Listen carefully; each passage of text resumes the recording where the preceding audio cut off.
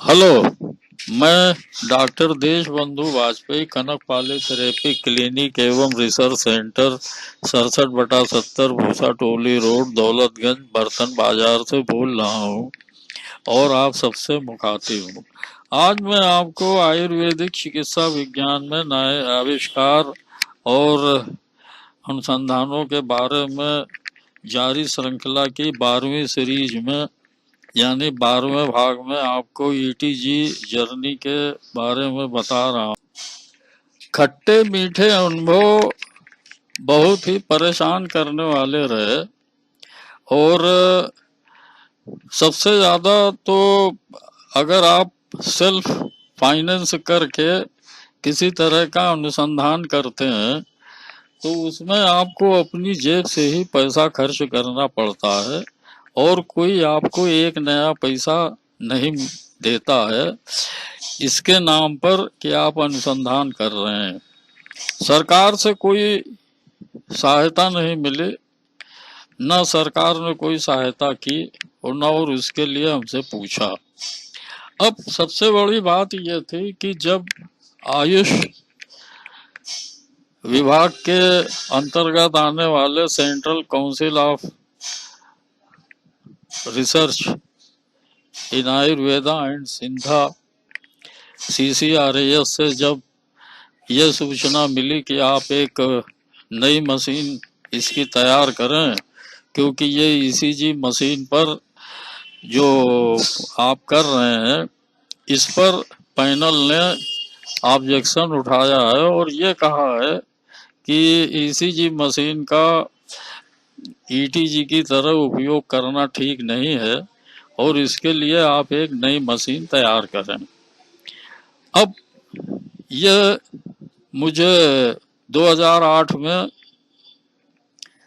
CCRAS ने अपने पत्र द्वारा सूचना दी, तो मेरे लिए यह एक और नई बात हुई कि अब ये कैसे होगा, क्योंकि मुझे ज़्यादा जानकारी नहीं थी। फिर भी मैंने कोशिश की कि किसी तरह से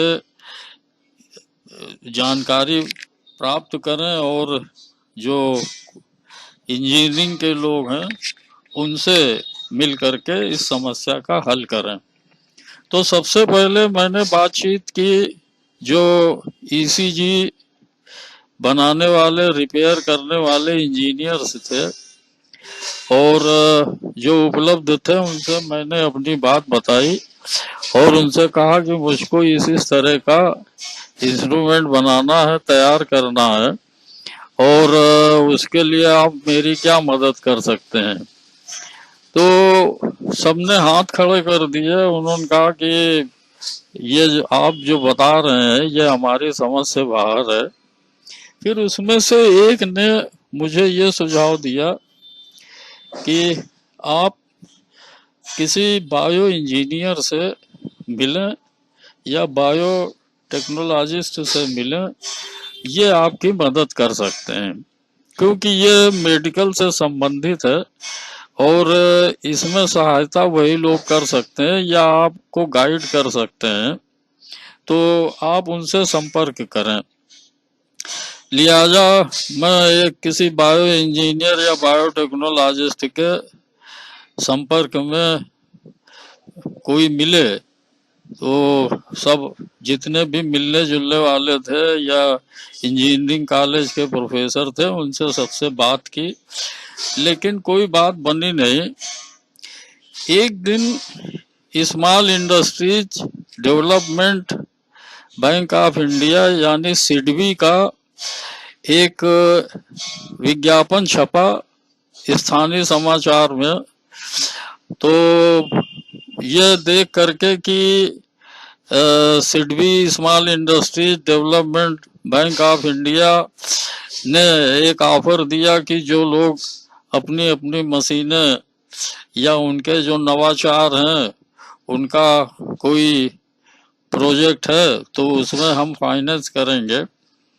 और उन्होंने अपने विज्ञापन में ये बात कही। यह सिडबी IIT कानपुर के कैंपस में स्थापित है एक दिन मैं वहां गया और जो उनके अधिकारी थे उनसे बात की। वो मिश्रा जी थे, उनसे मैंने बात बताई, पूरे डॉक्यूमेंट ले करके मैं गया। सरकार के पत्र थे और जो दूसरे मेरे पास कागज पत्र थे वो सब ले करके गया और उनको अपनी बात बताई कि मुझको इस तरह की मशीन का फैब्रिकेशन करना है और इसमें वे हमारी मदद करें। तो उन्होंने पूरी बात सुन करके ये कहा कि आपके पास तो कोई टेक्निकल नॉलेज है नहीं, कोई टेक्निकल ज्ञान है नहीं, और इसमें तो हम आपकी कोई मदद नहीं कर सकते हैं। और उन्होंने अपनी असमर्थता जाहिर की, लेकिन उन्होंने आश्वासन दिया कि मैं आपके इस प्रोजेक्ट को, कोई अगर मेरे संपर्क में आईआईटी का व्यक्ति आता है और वो कोई अपना प्रपोजल देता है तो मैं आपका संपर्क उससे करा सकता हूं और आप उससे बात करके अपनी जो योजना है, जो प्रोजेक्ट है, उसको आप बता सकते हैं। तो मैं उनको थोड़े से पेपर दे करके वापस चला आया।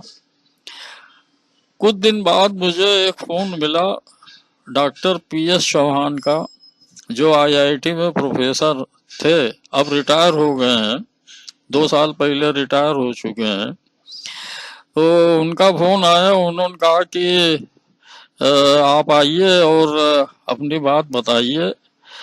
तो उन्होंने आईआईटी में मुझको बुलाया और बताया कि सिडबी के जो बैंक अधिकारी हैं मिश्रा जी ने, उन्होंने आपका इंट्रोडक्शन दिया था और बताया था कि इस तरह का प्रोजेक्ट है, तो आप आइए और हमारे डिपार्टमेंट में और हमको ये सारी बातें बताइए, आपकी मदद हम करेंगे।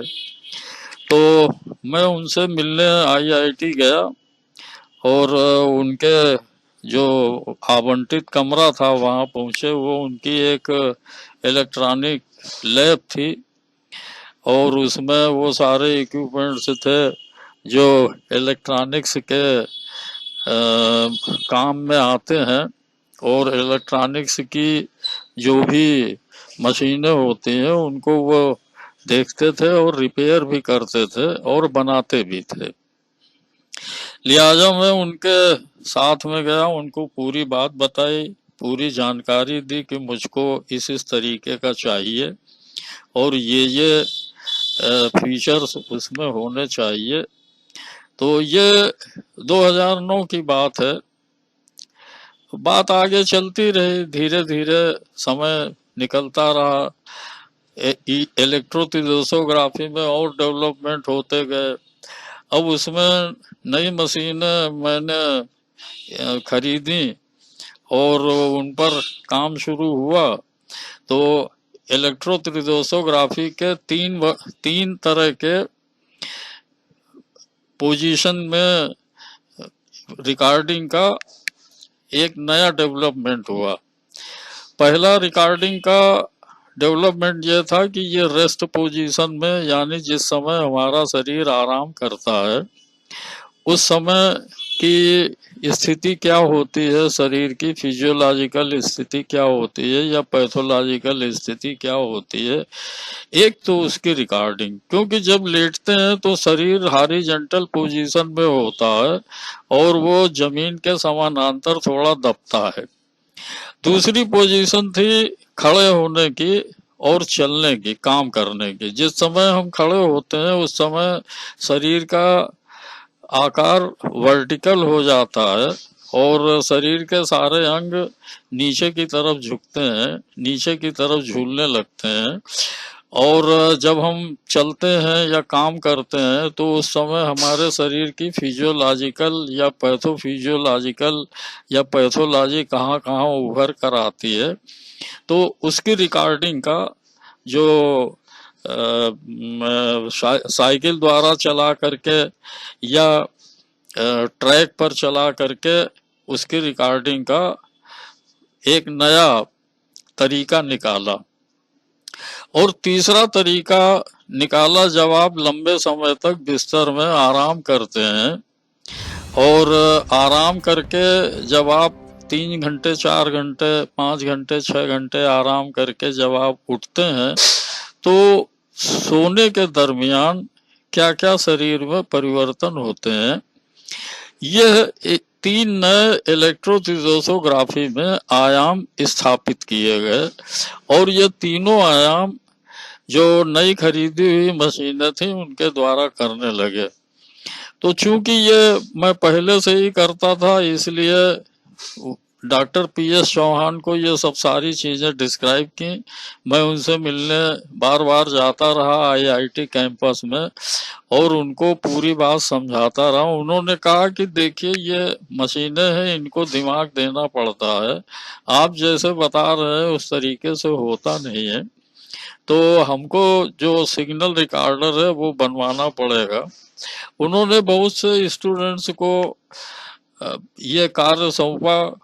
उसमें से कुछ ने डिजाइन करके जो हो सकते थे प्रोटोटाइप उन्होंने बना करके दिए और 5-6 तरीके के उन्होंने प्रोटोटाइप दिए। तो इस प्रकार से समय बीतता चला गया और कई साल बीत गए उसमें और कोई खास प्रोग्रेस मुझे उसमें प्रोटोटाइप मशीन जो बनी भी उसमें से वो जो चीजें चाहिए थी जो मैं चाहता था, क्योंकि बहुत एडवांस लेवल की टेक्नोलॉजी हो चुकी थी और उसमें मैं चाहता था कि ये सारी की सारी जो फीचर्स हैं, जो रेस्ट पोजीशन का है और जो एक्सरसाइजिंग पोजीशन का है, जो लॉन्ग स्लीप पोजीशन का है, ये सब एक ऐसी मशीन में ही हो जाए जो शीघ्रता से कैलकुलेशन करके और पूरी रिपोर्ट बना दे। अब इसमें पीएस चौहान जी मेरी मदद करते रहे, लगातार उनकी भी कोशिश जारी रही। तो उन्होंने शुरू में हमसे ये कहा कि जब तक आईआईटी के जो डायरेक्टर हैं वो हमको परमिशन नहीं देंगे तब तक हम आपकी मदद नहीं करेंगे।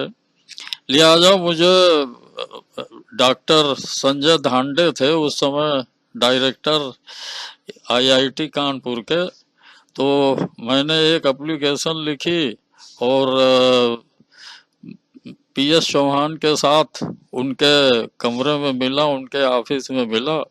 संजय धांडे को पूरी बात बताई कि सर ऐसा ऐसा हुआ है और सीसीआरएस में जो डॉक्टर जीएस लावेकर हैं वो उन्होंने मुझसे ये कहा कि आप आईआईटी कानपुर के जो डायरेक्टर हैं उनसे परमिशन ले करके अपना प्रोजेक्ट शुरू करें। तो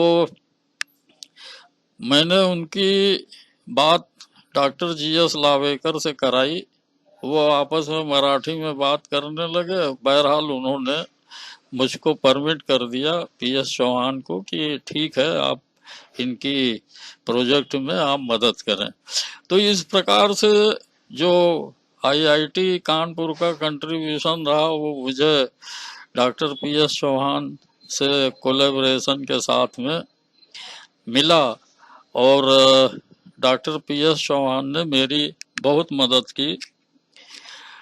इसके बाद काफी समय बीतता चला गया और कुछ खास अचीवमेंट नहीं हुए, सिवाय इसके कि जो प्रोजेक्ट वो जो प्रोटोटाइप प्रोजेक्ट थे वो जरूर संकलित हुए और कई तरह के प्रोटोटाइप प्रोजेक्ट उसमें सामने आए।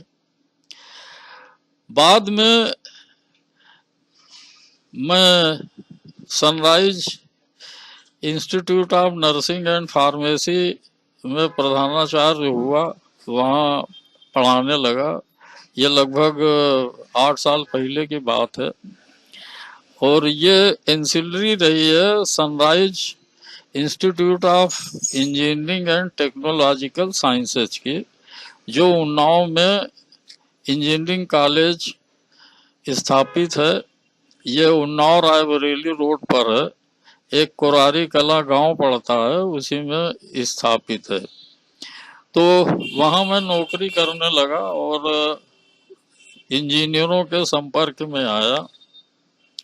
उन इंजीनियरों ने मेरी मदद की, काफ़ी मदद की, और लगभग 2 साल पहले जो मशीन तैयार होकर आई वो एक शानदार मशीन रही, और इसमें हार्डवेयर, सॉफ्टवेयर और आर्टिफिशियल इंटेलिजेंस एम्बेडेड, ये तीनों चीज़ें उसमें शामिल की गई। जो भी शामिल हुई या जो भी पायलट या ये कहें कि प्रोटोटाइप जो मशीन बनकर मिली वो बहुत शानदार रही, और उसके रिजल्ट धीरे धीरे सुधारते हुए उसको एक परफेक्शन का रूप दे दिया गया। अब इस मशीन का नामकरण किया गया आयुर्वेदा STL। STL का मतलब है head trunk limb. STL whole body scanner इसका नाम दिया गया, और इसका एक वर्जन का नाम भी दिया गया ताकि इसकी पहचान बनी रहे। और इसका सेंसर ECG का ही है, जो ECG मशीन का सेंसर है, मेन सेंसर वही है, लेकिन इसके साथ में 4 सेंसर और जोड़े गए हैं, और उन 4 सेंसरों के साथ मिलकर के ये कुल 5 सेंसर हो जाते हैं, जो शरीर के हिस्सों की बहुत बारीकी के साथ में जांच करने में मदद करते हैं, और इसके रिजल्ट बहुत बेहतरीन आते हैं। मैं अगले वीडियो में आपको इस मशीन के बारे में जानकारी दूंगा, जो ठीक इलेक्ट्रोथिर्दोसोग्राफी की ही एक तरीके का एडवांस लेवल और आर्टिफिशियल इंटेलिजेंस युक्त मशीन है, जो इलेक्ट्रोथिर्दोसोग्राफी की ही तरह बिल्कुल इक्विवेलेंट उसको समझा जाना चाहिए, बल्कि उससे और बेहतर समझा जाना चाहिए, क्योंकि इलेक्ट्रोथिर्दोसोग्राफी में कई तरह के सॉफ्टवेयर हैं, और ये कंप्यूटर में फीड की गई जो प्रोग्रामिंग है उससे कैलकुलेट करके या उससे जो भी जोड़ करके रिपोर्टें बनती हैं, इसमें वो सारी चीज़ें हैं, लेकिन बहुत ही हाईली एडवांस लेवल की हैं और आर्टिफिशियल एम्बेडेड हैं। इसे मैं आपको अगले वीडियो में बताने का प्रयास करूंगा। धन्यवाद।